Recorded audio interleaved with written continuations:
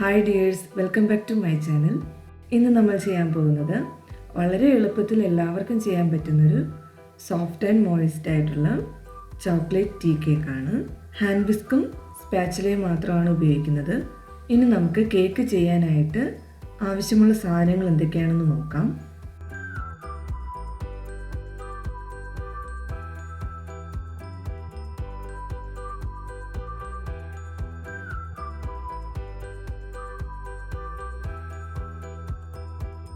ഇനി നമുക്ക് ആൾ purpose ഫ്ലവറിനോടൊപ്പം dry ingredients ആയിട്ടുള്ള ബേക്കിംഗ് പൗഡർ, ബേക്കിംഗ് സോഡ, ഒരു പിഞ്ച് സോൾട്ട്, കൊക്കോ പൗഡർ എന്നിവ ചേർത്ത് നന്നായി മിക്സ് ചെയ്യണം.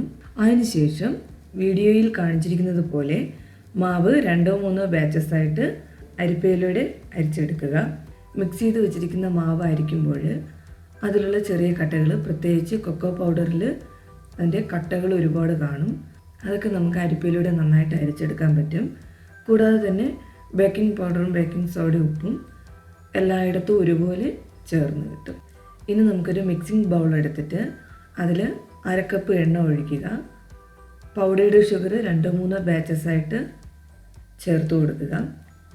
ഓയിലും പൗഡേർഡ് ഷുഗറും നന്നായി ചേരുന്നത് വരെ വിസ്ക് ചെയ്യുക.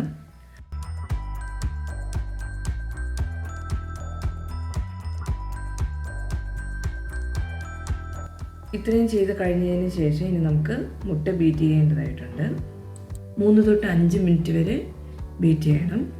ഇലക്ട്രിക്കൽ ബീറ്റർ ആണെങ്കിൽ ഒരു 2-3 മിനിറ്റ്സ് എടുക്കും. ഹാൻഡ് വിസ്ക് ആകുമ്പോൾ കുറച്ച് സമയം കൂടുതലെടുക്കും. അതിൻ്റെ നിറം മാറുന്നത് വരെ ബീറ്റ് ചെയ്യണം. ബീറ്ററും വിസ്കും ഇല്ലെങ്കിൽ മിക്സിയിൽ നിങ്ങൾ മിക്സ് ചെയ്തെടുത്താലും മതിയാകും. മിക്സിംഗ് ബൗളിലേക്ക് ബീറ്റ് ചെയ്ത മുട്ട ചേർക്കുന്നതിനോടൊപ്പം 1/2 ടീസ്പൂൺ വെനില എക്സ്ട്രാക്റ്റ് കൂടെ ചേർക്കുക. നമ്മൾ എടുത്ത് വെച്ച് 1/4 കപ്പ് പാലൂടെ ചേർത്ത് നന്നായി ഇളക്കി യോജിപ്പിക്കണം.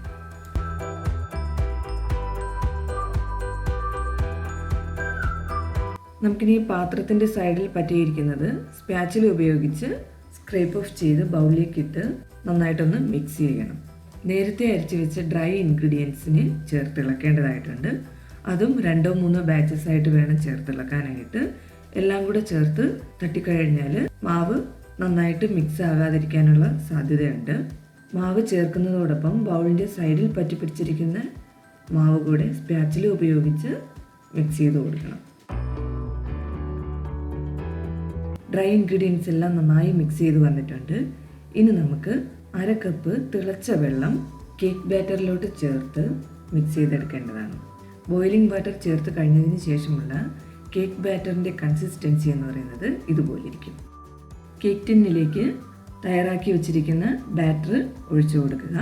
അതിനുശേഷം കേക്ക് ടിന്ന് 2-3 തവണ നന്നായിട്ട് ടാപ്പ് ചെയ്യണം. അപ്പോഴത്തേക്ക് ബാറ്ററിനിടയിലുള്ള എയർ ബബിൾസ് മേലോട്ട് വരികയും അതിനെ ഒരു ടൂത്ത് പിക്ക് കൊണ്ട് പൊട്ടിച്ച് കളഞ്ഞാൽ മതിയാകും. 350 ഫാരൻഹീറ്റിൽ അവനിൽ വെച്ചിട്ട് നമ്മുടെ കേക്ക് ബേക്ക് ചെയ്തെടുക്കുക. എനിക്കിവിടെ കേക്ക് ബേക്കാകാനായിട്ട് 35 മിനിറ്റ്സ് എടുത്തു. എല്ലാവരും ഒരേ ടെമ്പറേച്ചർ ആയിരിക്കില്ല. അതുകൊണ്ട് 25 മിനിറ്റ് കഴിയുമ്പോഴേക്ക് കേക്ക് ബേക്കായിട്ടുണ്ടോ എന്നുള്ളത് ചെക്ക് ചെയ്ത് നോക്കേണ്ടതാണ്. ഇപ്പം നമ്മുടെ സോഫ്റ്റ് ആൻഡ് മോയിസ്റ്റ് ആയിട്ടുള്ള ചോക്ലേറ്റ് ടീ കേക്ക് ബേക്കായി വന്നിട്ടുണ്ട്. 5 മിനിറ്റ്സ് എങ്കിലും കേക്ക് തണുക്കാനായിട്ട് വെക്കണം. തണുത്തതിന് ശേഷം കേക്ക് എടുത്ത് വെച്ചേക്കുകയാണ്. കേക്കിൻ്റെ അടിഭാഗമാണ്. അടിഭാഗം തന്നെ നല്ല സോഫ്റ്റ് ആൻഡ് സ്പഞ്ചി ആയിട്ടാണ് ഇരിക്കുന്നത്. ഇനി നമുക്ക് നേരെ വെച്ചിട്ട് അത് കട്ട് ചെയ്ത് നോക്കാം എങ്ങനെയാണെന്ന്. കട്ട് ചെയ്ത് നോക്കുമ്പോൾ തന്നെ അറിയാം നല്ല സോഫ്റ്റ് ആയിട്ടിരിക്കുന്നുണ്ട്. പിന്നെ നമുക്ക് കേക്ക് നല്ല സോഫ്റ്റ് ആൻഡ് മോയിസ്റ്റ് ആയിട്ട് തന്നെ കിട്ടിയിട്ടുണ്ട്. നമുക്ക് ചൂടോടുകൂടെ തന്നെ കഴിക്കാനും നല്ല ടേസ്റ്റാണ്. കുട്ടികൾക്ക് മാത്രമല്ല മുതിർന്നവർക്കും ഇഷ്ടപ്പെടുന്ന ചോക്ലേറ്റ് ടീ കേക്കാണിത്. അപ്പോൾ ഒരു തവണയെങ്കിലും എല്ലാവരും ട്രൈ ചെയ്ത് നോക്കണം. നിങ്ങളുടെ അഭിപ്രായങ്ങൾ അതോടൊപ്പം അറിയിക്കണം. ഇതുവരെ ചാനൽ സബ്സ്ക്രൈബ് ചെയ്തിട്ടില്ലാത്തവർ സബ്സ്ക്രൈബ് ചെയ്യുകയും ചെയ്യുക. നെക്സ്റ്റ് വീഡിയോയുമായി വീണ്ടും കാണാം. Thank you.